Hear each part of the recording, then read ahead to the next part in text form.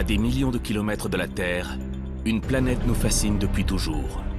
Un astre à part et mystérieux, Mars.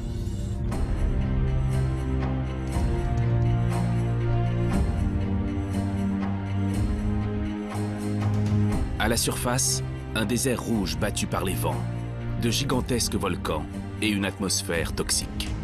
Mais sur ce territoire hostile et froid, apparaissent les vestiges d'un passé plus hospitalier. Des rivières asséchées, des lacs, des deltas qui démontrent qu'autrefois, l'eau, source de vie, coulait à flot sur la planète rouge.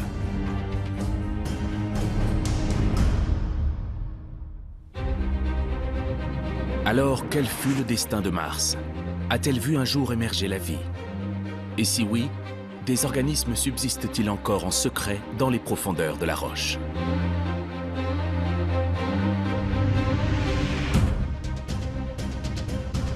Depuis plusieurs décennies, des robots arpentent le sol martien à la recherche du moindre indice de vie extraterrestre. Et bientôt, l'homme s'y rendra à son tour pour coloniser une nouvelle Terre. Scientifiques, ingénieurs, entrepreneurs, tous préparent en détail ce long et périlleux voyage où la moindre erreur pourrait être mortelle. Le compte à rebours a commencé pour faire de Mars la prochaine frontière de l'humanité.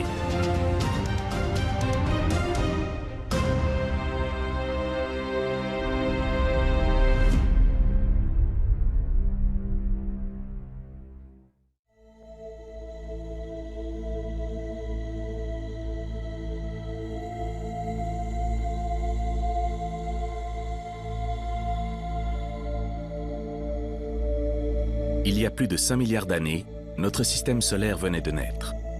Autour d'un soleil encore méconnaissable, de jeunes planètes prenaient forme, soumises à d'immenses forces gravitationnelles.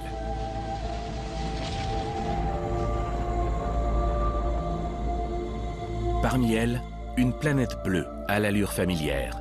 Il ne s'agit pas de la Terre, mais de sa voisine, Mars. Durant le premier milliard d'années de son existence, Mars n'était pas le désert rouge que l'on connaît aujourd'hui. Elle était soumise à une intense activité volcanique et bombardée en permanence par des météorites. Des gaz échappés de ses entrailles formaient une atmosphère dense. Des pluies diluviennes s'abattaient à la surface et Mars était recouverte d'un vaste océan.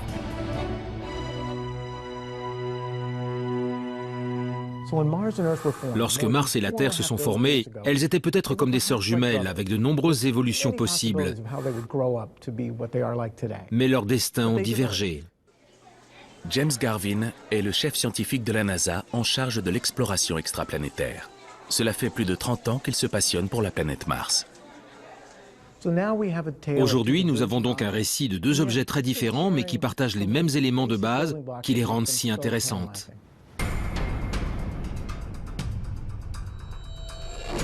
Après une évolution similaire, les destins de la Terre et de Mars vont diverger brutalement.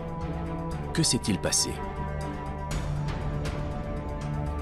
Pour de nombreux spécialistes, le coupable serait un astéroïde géant qui aurait frappé Mars il y a 4 milliards d'années. L'impact, d'une violence inouïe, aurait alors provoqué l'évaporation des océans et anéanti toute activité volcanique.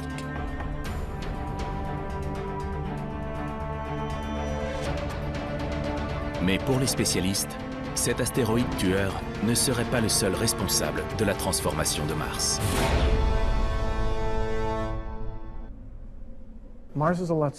Mars est beaucoup plus petite que la Terre, et ce que nous avons remarqué à travers le système solaire, c'est que la taille compte. La masse planétaire a un impact sur la façon dont l'atmosphère évolue. Mars est en effet 6 fois plus petite que la Terre. Son cœur, moins volumineux, est donc moins chaud que celui de notre planète. Au fil du temps, Mars s'est ainsi refroidi plus rapidement, à tel point que les volcans ont fini par s'éteindre.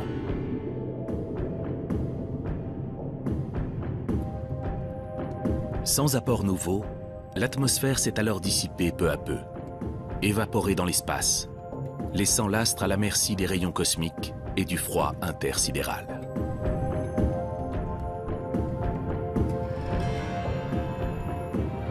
Aujourd'hui, Mars est un désert aride et inanimé. À la surface, la température moyenne est de moins 63 degrés.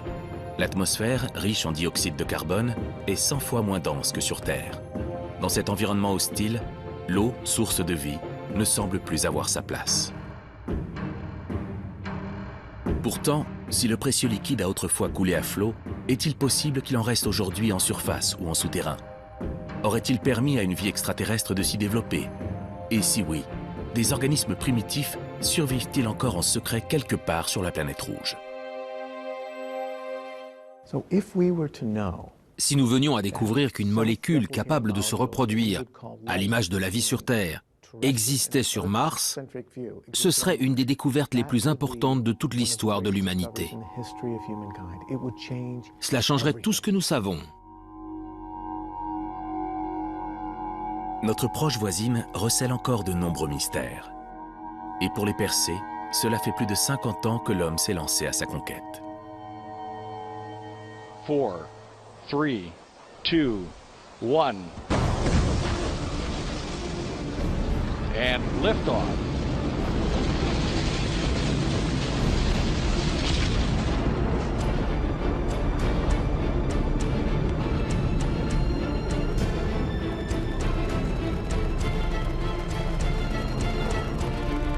Depuis 1965, plus de 47 missions à destination de la planète rouge ont vu le jour. Américains, Russes et Européens, tous voient en Mars une nouvelle frontière de la connaissance 40 ans après la conquête de la Lune.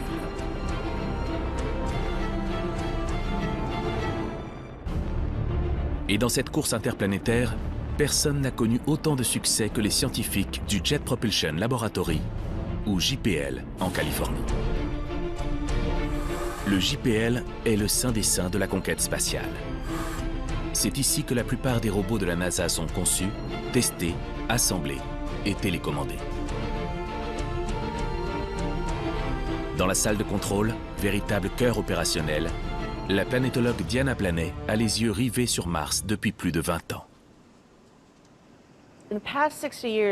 Durant ces derniers 60 ans, l'exploration de Mars est passée de l'observation par télescope au survol par satellite, et aujourd'hui, nous y avons atterri. Nous sommes à même le sol, et nos rovers peuvent regarder et analyser la roche de la même façon que les humains. Les premiers succès martiens du JPL remontent à 1964, quand la sonde Mariner 4 passe à proximité de la planète pour en prendre les toutes premières photos. 12 ans plus tard, elle est suivie par les sondes Viking 1 et Viking 2 qui se posent sur le sol martien. Et ces 15 dernières années, tout s'accélère. Les Américains envoient successivement 4 rovers et 3 satellites à destination de la planète rouge. Grâce à ces ambassadeurs robotisés, nous pouvons explorer Mars comme si nous y étions. À la surface, les traces d'un passé humide et chaud se dessinent. Les satellites nous révèlent des paysages qui ressemblent parfois à s'y méprendre à ceux de la Terre.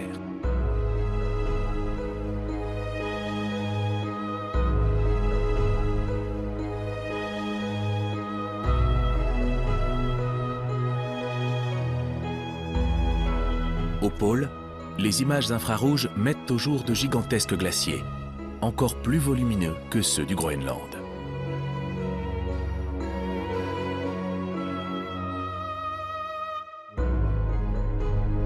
Puis en l'an 2000, le satellite Mars Global Surveyor prend des clichés du même cratère à plusieurs jours d'intervalle. Sur les flancs apparaissent alors les traces d'une rivière asséchée. Un liquide se serait échappé des profondeurs avant de s'évaporer. Les planétologues pensent que ce pourrait être de l'eau.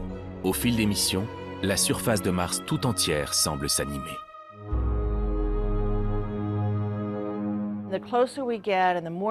Plus nous explorons et récoltons de données, plus nous réalisons que l'eau est un élément important de son histoire. Et pas seulement de l'eau qui coule, mais de l'eau qui change la chimie de la planète. En 2004, le satellite européen Mars Express détecte d'infimes traces de méthane s'échappant du sous-sol. Explication possible, Ce gaz serait produit par des organismes microscopiques vivant dans des cavités souterraines. 3 ans plus tard, une roue du rover Spirit se brise et en raclant le sol, met à jour de la silice. Cette molécule se forme dans des conditions très précises, qui pourraient justement permettre l'émergence de la vie.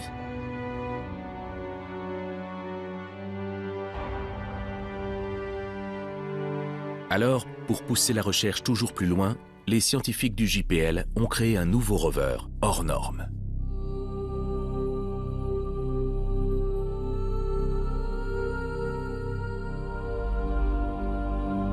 Ce petit miracle de technologie s'appelle Curiosity.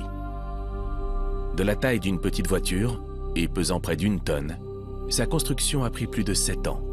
Son prix, 2,5 milliards de dollars. Et depuis le 6 août 2012, il arpente la surface de la planète rouge. Sa mission, découvrir des traces de vie, présentes ou passées. Pour y parvenir, ce robot avatar est équipé de 14 instruments à la pointe de la technologie. Un bras robotisé multifonction, un laser capable de dissoudre la roche à distance, et surtout, un mini-laboratoire embarqué, le SAM. Avec lui, Curiosity analyse en temps réel la composition chimique des échantillons récoltés. Il peut ainsi détecter la présence de molécules d'origine organique, en d'autres termes, des signatures de la vie.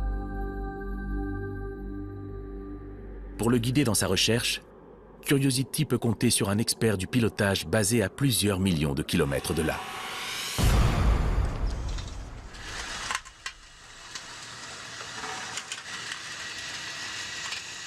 Matt Haverly est pilote de rover. Chaque matin, il se rend sur un gigantesque bac à sable et répète un à un tous les mouvements de Curiosity avec une réplique robotisée surnommée l'épouvantail.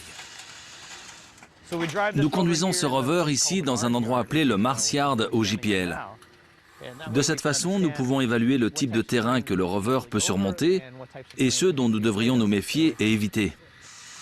Pour piloter l'épouvantail, Matt utilise tout simplement son smartphone. Mais quand il s'agit de Curiosity sur Mars, la réalité se révèle bien plus complexe. La distance entre Mars et la Terre est si grande que les ondes radio mettent en effet plus de 20 minutes pour parvenir jusqu'au rover. Impossible donc de le contrôler en temps réel. Sur Mars, le rover se met en mode sommeil la nuit. Nous élaborons une liste de commandes informatiques, les envoyons par email, puis il se réveille et fait ce que nous lui avons demandé. Nous, sur Terre, allons dormir et le lendemain, on recommence le même processus. À près de 300 millions de kilomètres de là, Curiosity a parcouru plus de 700 mètres en l'espace de 8 mois. Mais pour l'heure, pas la moindre preuve sur la présence de micro-organismes vivants ou fossilisés.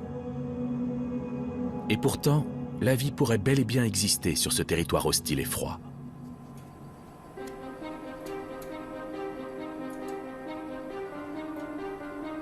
C'est en tout cas ce qu'a démontré le docteur Jean-Pierre Paul de Vera, planétologue du Centre aérospatial allemand à Berlin. Dans son laboratoire, ce chercheur passionné a créé une machine pour le moins étonnante, une chambre martienne. Température, pression atmosphérique, composition chimique, rayons UV. À l'intérieur, chaque paramètre peut être réglé avec précision. Le but, tester les capacités de résistance des organismes terrestres aux conditions martiennes. D'après ce qu'on a vu, les résultats qu'on a obtenus, c'est vraiment possible d'y trouver peut-être la vie sur place, ou bien que la vie terrestre, des organismes, des micro-organismes survivent sur Mars. Oui. En 2012, le docteur Paul de Vera a ainsi pu démontrer que des cyanobactéries apparues sur Terre il y a plus de 3,5 milliards d'années survivent sans problème après plusieurs semaines passées dans la chambre martienne.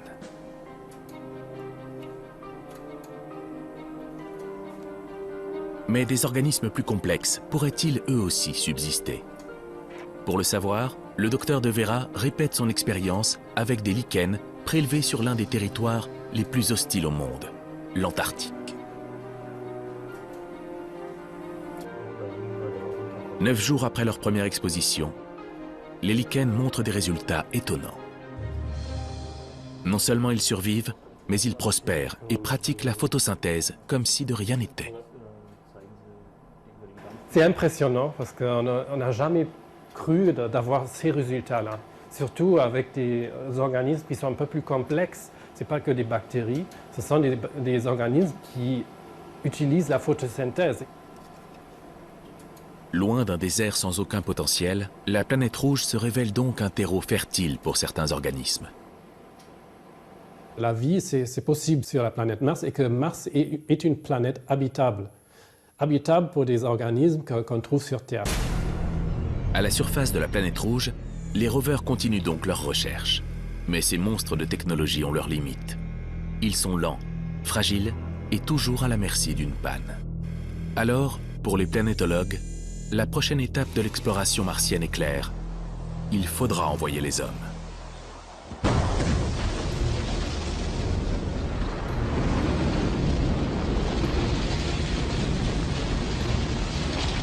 Mais lorsqu'ils s'envoleront pour Mars, les astronautes feront face à une mission d'une complexité encore jamais vue. La distance entre la Terre et Mars est en moyenne 1500 à 3000 fois plus grande que la distance de la Terre à la Lune. Y envoyer des hommes aujourd'hui serait probablement 1000 fois plus dur que d'y envoyer un rover tel que Curiosity. La principale difficulté provient de la distance entre la Terre et Mars et du fait que ces planètes tournent autour du Soleil à des vitesses différentes. Il faut donc attendre qu'elles soient presque alignées pour que le trajet soit le plus court possible, soit quand même près de 56 millions de kilomètres. Avec les moyens de propulsion d'aujourd'hui, un aller simple prendrait près de 7 mois. Et à la moindre erreur de trajectoire, les astronautes n'auront plus assez de carburant pour faire demi-tour. Ils seraient alors condamnés à errer dans l'espace à tout jamais. Et si la mission arrive sans encombre, l'équipage devra ensuite attendre près de 2 ans sur place avant que les planètes s'alignent à nouveau pour le retour. Une mission habitée vers Mars durerait donc 1000 jours, soit près de 3 ans.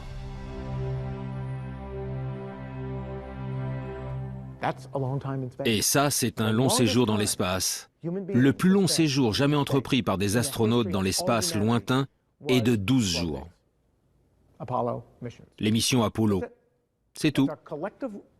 C'est l'ensemble de notre expérience collective dans l'espace lointain, hors de la protection du champ magnétique terrestre. Autre problème, un voyage de cette durée présuppose des quantités énormes d'approvisionnement. Dans une configuration minimale, 4 astronautes feront partie du voyage. Mais pour maintenir cet équipage en vie, il faudra 15 tonnes d'eau et 20 tonnes de nourriture. Il faudra aussi emporter 350 tonnes de carburant pour propulser le vaisseau. Au total, cela représenterait une masse de près de 400 tonnes, c'est-à-dire presque le poids de la Station spatiale internationale. Or, aucune fusée ne peut emporter une telle charge utile. Il semble donc impossible de propulser un équipage et tout son matériel jusqu'à la planète Mars en une seule fois.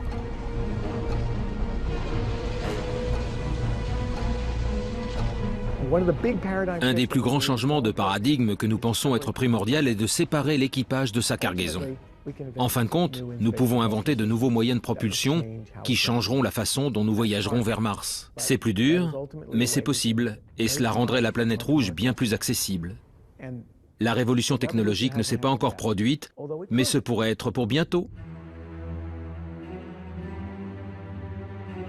Aux États-Unis, des laboratoires privés se mettent à rivaliser avec la NASA et cherchent à créer les moyens de propulsion de demain.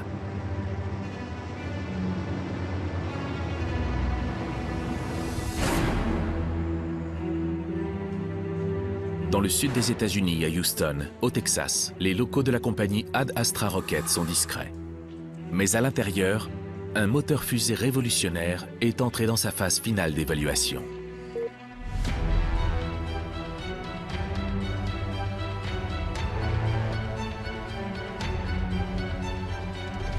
C'est une fusée magnétoplasma à impulsion spécifique variable, ou VASIMR en anglais.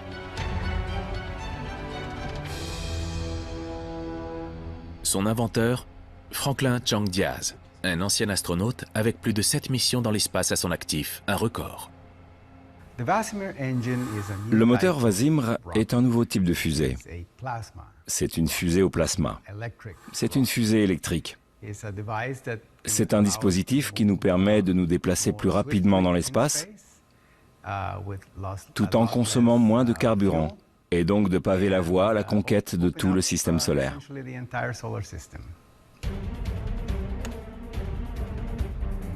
Aujourd'hui, Chang Diaz et son équipe vont tester leur moteur pour la 10 000e fois.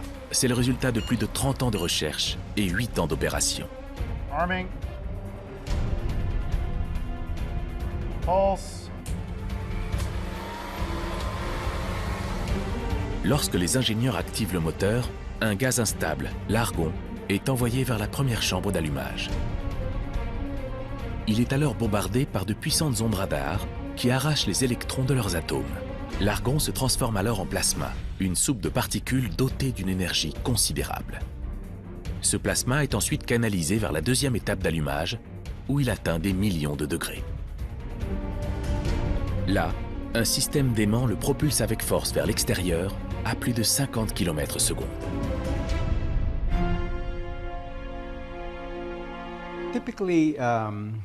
Tous les moteurs de fusée fonctionnent de la même façon, en utilisant le principe de l'action et de la réaction. Nous reprenons ce processus, mais en éliminant toute composante chimique. À la place, nous utilisons l'énergie électrique pour chauffer un gaz appelé argon à des températures extrêmes proches de celles du Soleil. Et donc maintenant, on ne parle pas de quelques milliers de degrés, mais de plusieurs millions de degrés. Grâce à ces températures, le Vasimr pourrait donc aller plus vite et plus loin, avec beaucoup moins de carburant. À terme, Chang Diaz estime que son prototype permettrait à l'homme d'atteindre la planète Mars en moins de 2 mois, soit 3 fois plus vite qu'avec un moteur conventionnel. Mais ces températures incroyables sont aussi un obstacle. Notre problème est le suivant. Comment contenir quelque chose de si chaud sans faire fondre ce qui l'entoure? Nous avons résolu ce problème grâce à l'action de champs magnétiques très puissants. Mais une fois sorti du moteur, le plasma est un danger capable de faire fondre tout le laboratoire. Pour l'heure, les tests sont donc limités à quelques minutes. Autre difficulté, pour fonctionner, les aimants du Vasimr doivent être alimentés de façon continue en électricité. À proximité de la Terre, Chang Diaz est convaincu que des panneaux solaires seraient suffisants. Mais pour Mars, il faudra trouver une autre solution. En route vers Mars, et même au-delà, la puissance du Soleil s'affaiblit. Et il faut donc emporter une source d'énergie alternative abondante. Et dans notre cas, cela signifie un réacteur nucléaire. Le Vasimr sera-t-il prêt à temps pour la première mission vers Mars? Rien n'est moins sûr. Mais quoi qu'il en soit, la mission n'en serait pas moins périlleuse, car dans le vaisseau en route pour la planète rouge, il existe un autre maillon faible, l'homme.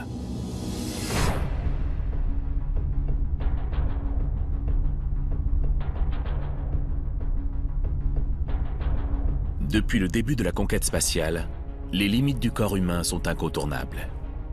Pressurisation, température, oxygène, tout doit être contrôlé pour maintenir les fonctions vitales. L'apesanteur, aux apparences ludiques, est elle aussi une menace qui affaiblit nos os et réduit notre masse musculaire. Mais parmi ces dangers invisibles, l'un des plus nocifs est aussi celui que nous connaissons le moins. Ici, un accélérateur de particules géant permet de recréer un bombardement cosmique de façon sûre et contrôlée sans aller dans l'espace. Aujourd'hui, le biologiste Peter Gaïda va tester les effets d'une éruption solaire sur des neurones extraits de cellules souches d'un cerveau humain. Il y a de nombreux risques potentiels liés aux rayons cosmiques. Et parmi eux, les plus dangereux sont ceux qui affectent le cerveau et le système nerveux central dans son ensemble, ainsi que ceux qui aboutissent à différents types de cancers. Avec ses cultures de neurones, Peter Gaïda se dirige vers la salle de radiation ultra sécurisée.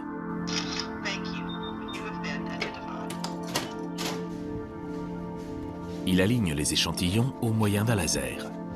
Les rayons vont ensuite être accélérés jusqu'à des vitesses proches de celles de la lumière, puis canalisés en faisceaux carrés de 20 cm sur 20 cm. Une fois ressorti de la salle de radiation, Peter allume l'accélérateur de particules pour une durée de 2 minutes.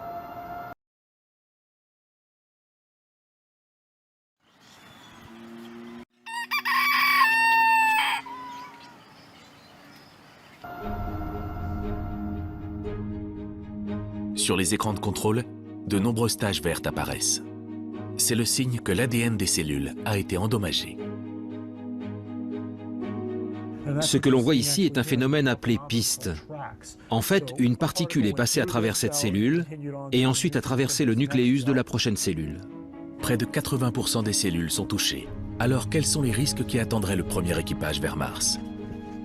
Impossible d'obtenir un diagnostic sûr, car dans l'espace, la dose et le type de rayon varient en permanence. Alors Peter répète ses expériences des centaines de fois, sur des dizaines de cellules, afin d'arriver à des approximations statistiques.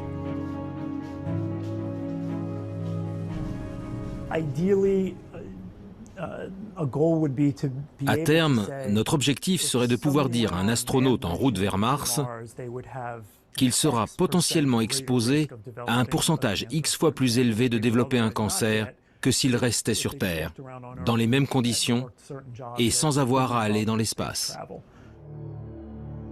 En attendant des réponses claires, les scientifiques utilisent certains matériaux comme le polyéthylène, un type de plastique, ou l'aluminium pour limiter les dégâts et absorber une partie des rayons. Mais le risque zéro n'existe pas. Dans son vaisseau, le premier équipage vers Mars sera donc probablement exposé à des dommages physiques irréversibles. Mais il devra aussi être prêt à confronter des pressions psychologiques hors normes.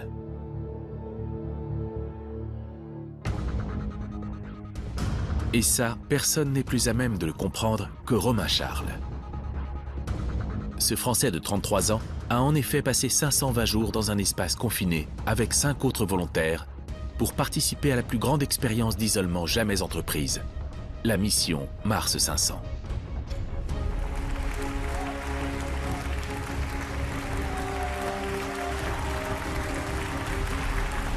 Cette expérience, menée conjointement par les programmes spatiaux russes et européens, commence en juin 2010 près de Moscou avec 3 Russes, un Chinois, un Italien et un Français. Son objectif, simuler les contraintes physiques et psychologiques d'une mission aller-retour vers Mars et mesurer de façon scientifique les réactions de l'équipage.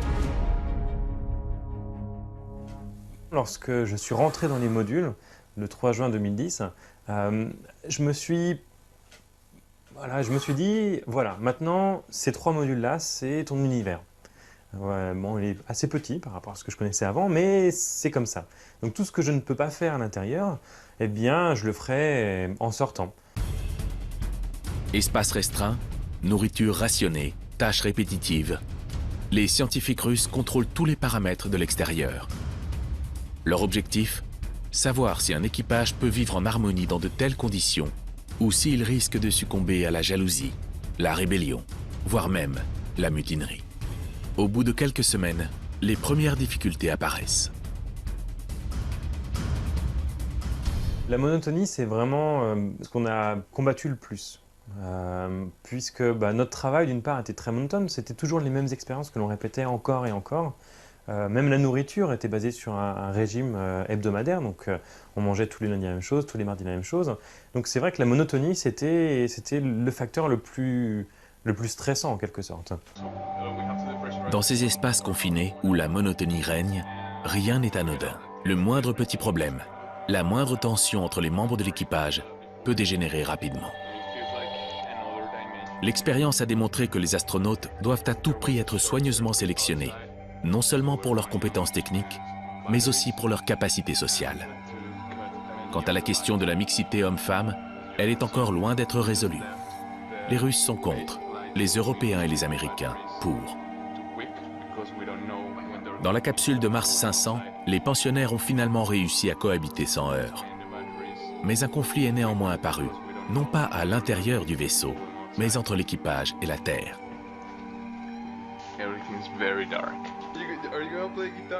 Petit à petit, au cours de la mission, parce qu'on ne comprenait pas forcément tous les choix que la Terre faisait et ne prenait pas le temps de nous expliquer, il y avait une certaine tension qui s'était créée. Après, je pense que d'une certaine façon, il est plus sain d'être en colère contre la Terre que d'avoir des tensions qui se créent à l'intérieur du groupe. Après 520 jours, Romain Charles sort finalement le 3 juillet 2011. Ému et encore sous le choc, il mettra quelques mois à réaliser le facteur psychologique le plus important de tous, la promesse d'un retour. Le voyage peut durer 1 an et demi, qu'on a fait, 2 ans, 3 ans, peut-être même 10 ans, mais il faut vraiment ce retour prévu, cette lumière au bout du couloir qui me dit on revient sur Terre, on revient auprès de toutes les personnes que l'on connaît, que l'on aime. Je pense que c'est vraiment important. Mais pour pouvoir espérer rentrer, les astronautes devront d'abord survivre aux dangers qui les attendront quand ils seront en vue de la planète Mars.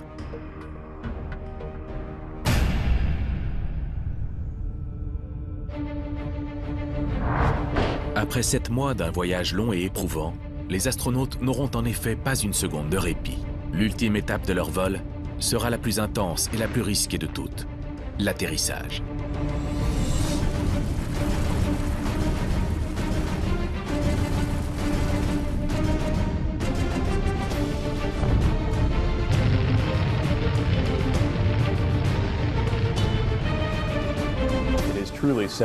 C'est vraiment 7 minutes de terreur. Et ça commence avec un impact de 20 000 km/h avec l'atmosphère martienne à plus de 130 km d'altitude.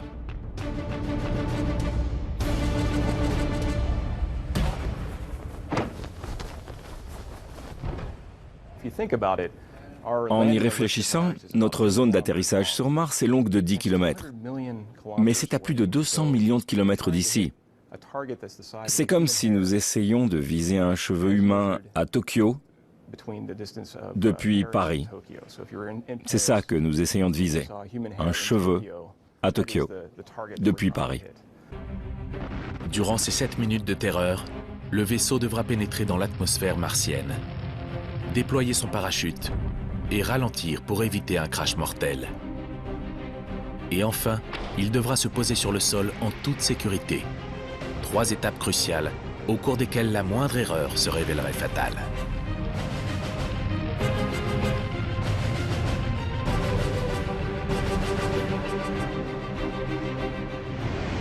Il y a environ 70 explosions pyrotechniques et séparations qui doivent survenir dans un ordre très précis. Si l'une d'entre elles a un problème, c'est fini. Game over. Pour éviter une telle catastrophe, cela fait plus de 50 ans que la NASA teste différents types de solutions. Les sondes Viking et Phoenix ont atterri avec des rétrofusées. Les rovers jumeaux, Spirit et Opportunity, ont atterri avec un système d'airbag géant. Et pour poser Curiosity tout en douceur, les scientifiques de la NASA ont utilisé le Sky Crane, ou grue du ciel.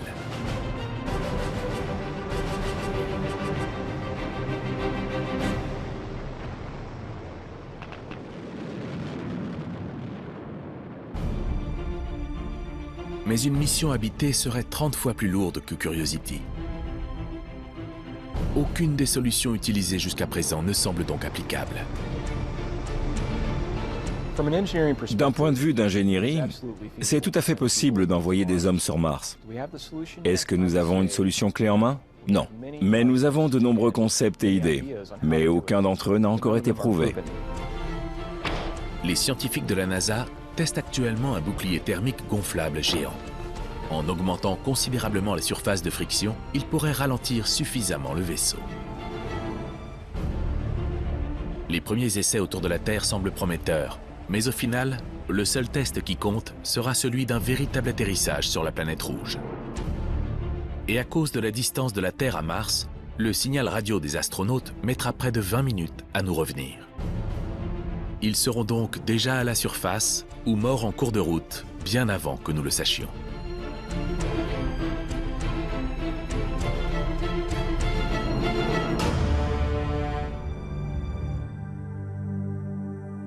Mais si un jour des hommes parviennent à toucher le sol et à faire le premier pas sur Mars, il s'agira sans doute d'un moment historique pour toute l'humanité.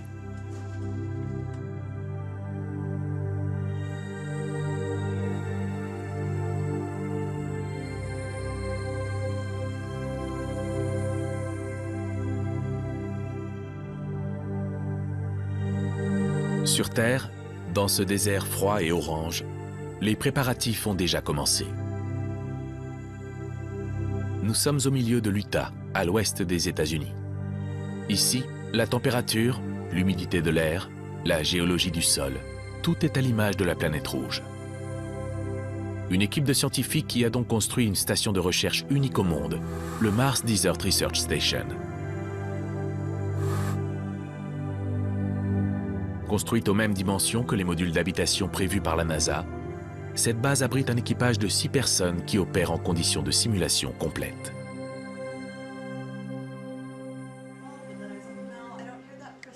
Melissa Butler est le chef de mission. Au total, cette géologue canadienne a passé plus de 200 jours dans ces conditions. Nos recherches se concentrent beaucoup sur l'étude des roches, car la géologie de ce lieu est similaire à celle de Mars. Mais elles se concentrent aussi sur la façon d'explorer la surface d'une autre planète. Ingénieurs, botanistes, psychologues, entrepreneurs, ici, les chercheurs viennent du monde entier effectuer des rotations de 2 semaines. L'eau, la nourriture et l'électricité sont rationnées, l'activité très réglementée. Les membres de l'équipage de la station ont à cœur de faire avancer notre connaissance de Mars de façon scientifique. Mais lors de leur séjour dans l'Utah, ce sont eux les vrais sujets de recherche.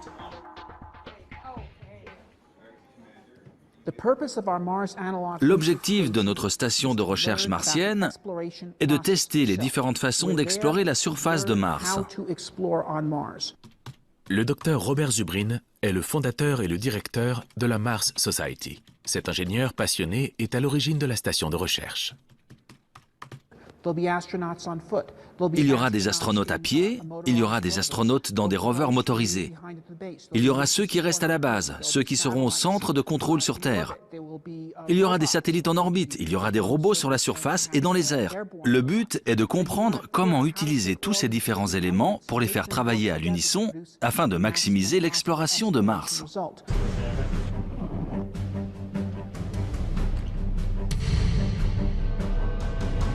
Dans l'Utah, les missions de terrain sont limitées à 4 heures par jour.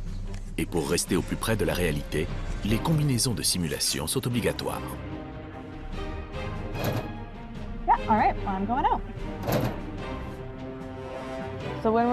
Quand on est en simulation complète, on doit porter ces combinaisons à chaque fois qu'on sort du module d'habitation. Et avant d'en sortir, nous devons passer à travers un sas et effectuer une séquence de dépressurisation qui dure 1 minute, ce qui est frustrant. Okay, closing the door. Galactica, this is Starbuck. We've left the airlock and we're proceeding towards our EVA destination. Galactica, understood. Good luck out there. Galactica, thank you. We'll check in again in about half an hour. Over.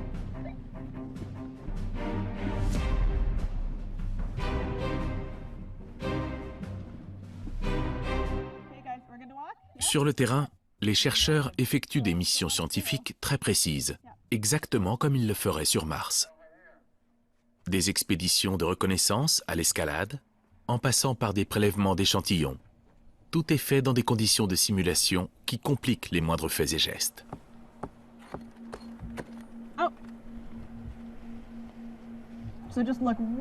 Regarde en haut et ensuite vers ta gauche. Ta gauche.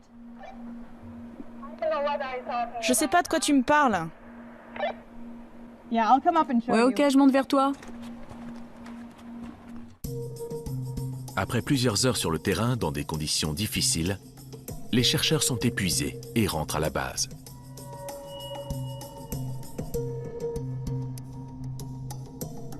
À l'intérieur de l'habitat, les problèmes sont différents. Ici, c'est la cohabitation qui prime.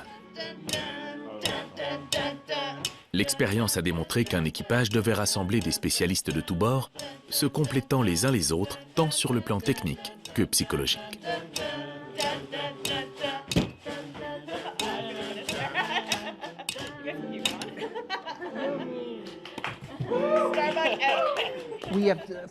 Nous avons découvert de nombreuses choses. Premièrement, l'équipage doit être mené depuis le front. Le chef de mission fait partie de l'équipage. Le groupe sur Terre n'est pas le centre de contrôle, mais le centre de soutien. Nous avons découvert que l'équipage devait être sur la même rotation horaire et non pas décalé. Nous avons découvert qu'en termes de véhicules de surface, il vaut mieux utiliser des petits 4x4 agiles. Mars sera exploré depuis la selle d'un quad. En 11 années d'opération, la station de recherche a permis de voir au-delà des défis techniques étourdissants et de mieux comprendre les aspects pratiques d'une mission humaine sur une autre planète.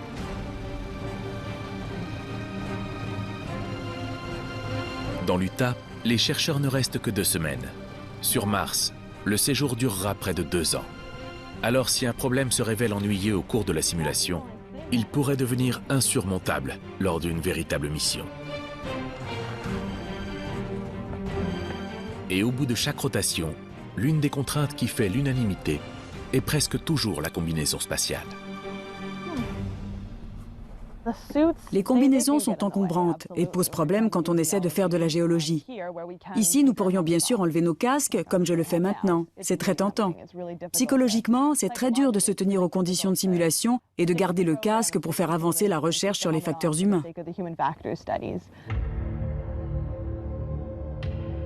Pour permettre aux premiers explorateurs de percer les mystères de la planète rouge, résoudre ce problème de mobilité se révèle donc un paramètre essentiel.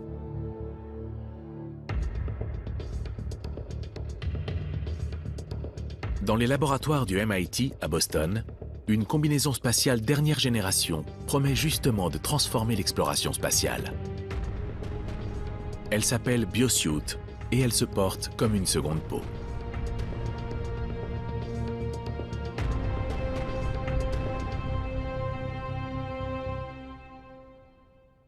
Les BioSuits sont des combinaisons spatiales futuristiques patentées par le MIT. C'est vraiment une combinaison pour la Lune ou Mars. Le professeur Dava Newman est l'inventeur de cette combinaison innovante. Et sa priorité est simple, libérer les astronautes. En tant que chercheur, j'essaie de donner aux astronautes un maximum de flexibilité. Sur Mars, ce sera une exploration extrême qui nous attend. Après tout, nous y allons pour trouver la vie, et pour ce faire, il faut être sur le terrain, à genoux. On peut comparer ça à un athlète de l'extrême, si vous voulez. Les combinaisons spatiales traditionnelles sont de véritables vaisseaux spatiaux gonflables pour une personne. Elles pèsent plus de 140 kg, limitent les mouvements et doivent être pressurisées comme l'air à l'intérieur d'une cabine d'avion. Le BioSuit, en revanche, n'a pas les mêmes contraintes. Dans son laboratoire, le professeur Newman utilise un prototype de démonstration sur son assistante. De l'exercice pour se préparer à aller sur Mars. Vous pouvez voir comme elle est mobile. Si vous la voyez sur le tapis roulant, marchant, courant, bondissant, nous allons faire des petits bonds sur Mars. C'est très mobile. À quelle vitesse peux-tu courir ? Excellent. Oui, là, on voit bien qu'elle peut bondir. On peut vraiment tester la biomécanique qu'on utilisera sur Mars. C'est fantastique. Ces lignes rouges qui épousent les contours du corps sont le résultat de plusieurs années de recherche. Elles imitent les fibres musculaires pour former une armature souple qui comprime le corps de celui qui la porte. Avantage d'un tel système de pressurisation mécanique, les astronautes ne seront pas à la merci d'une déchirure qui serait sinon instantanément fatale.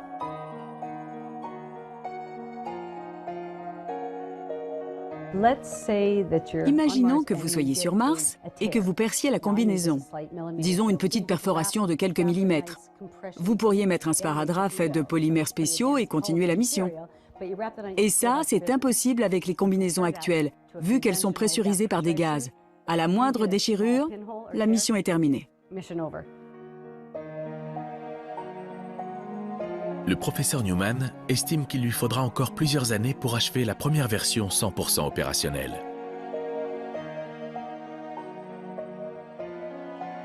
S'il se pose sur Mars, l'homme pourra alors se déplacer presque exactement comme il le fait sur Terre. Et qui sait, il décidera peut-être alors de s'établir définitivement sur la planète rouge et de créer la toute première colonie interplanétaire.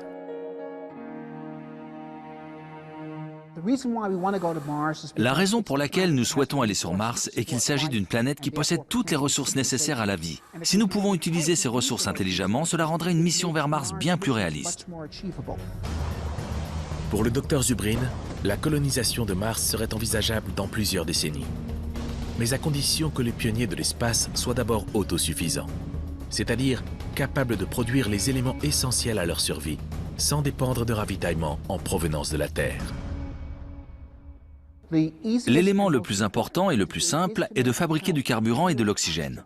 Et nous savons exactement comment le faire. Et je ne parle pas de technologies sorties tout droit de la science-fiction, mais simplement de processus d'ingénierie connus. Pour survivre dans leur module d'habitation, les premiers hommes pourront compter sur une ressource dont Mars dispose en abondance, le dioxyde de carbone.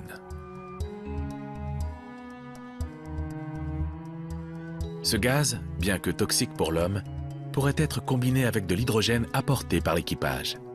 Par simple réaction chimique, ce mélange se transformerait alors en méthane, CH4, et en eau potable, H2O. Par électrolyse, l'eau en excédent pourrait ensuite être retransformée en hydrogène et en oxygène.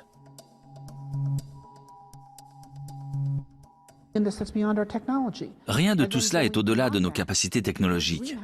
Et une fois ce processus en place, nous pourrions construire des serres sur Mars et faire pousser des plantes grâce au CO2 martien.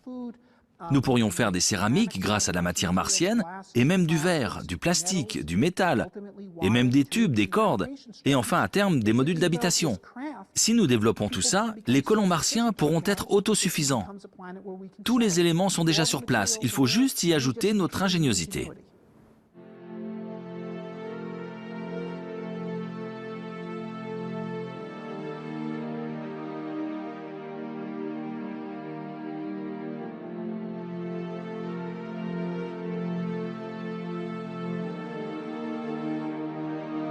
La solution ultime envisagée par certains serait de transformer littéralement la planète Mars en sœur jumelle de la Terre pour la rendre habitable et accueillante, avec une atmosphère respirable et même de la végétation.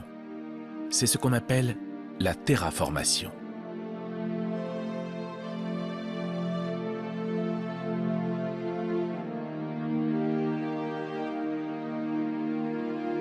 Ce processus de transformation planétaire se déroulerait en 3 étapes.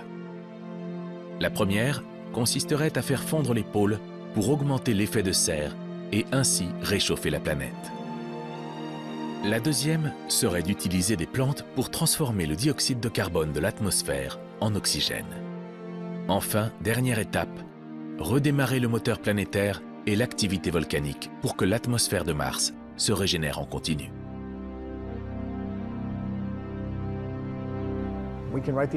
On peut écrire les équations et voir où les chiffres nous mènent, mais c'est de la folie. Car il faut soit des quantités énormes d'énergie pour démarrer les réactions chimiques, ou alors des quantités énormes de matériaux qu'il faut amener depuis la Terre.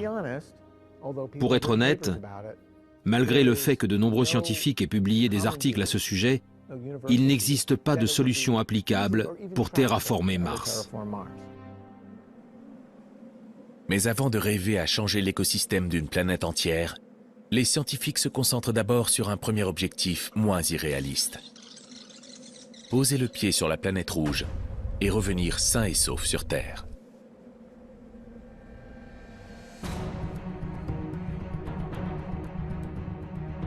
Mais les promesses de Mars font rêver. Difficile pour les chercheurs de ne pas s'emballer si près du but. Déjà, le successeur du rover Curiosity est en préparation. Et si tout se passe comme prévu, les premiers hommes fouleront le sol de la planète rouge dans quelques décennies. Désormais, les compagnies privées sont elles aussi engagées dans la course aux côtés de la NASA. Un milliardaire américain promet ainsi d'envoyer un couple en orbite autour de notre voisine d'ici 2020.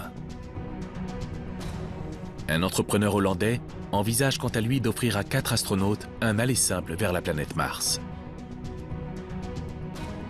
Baptisée Mars One, cette mission est annoncée comme la première émission de télé-réalité intersidérale.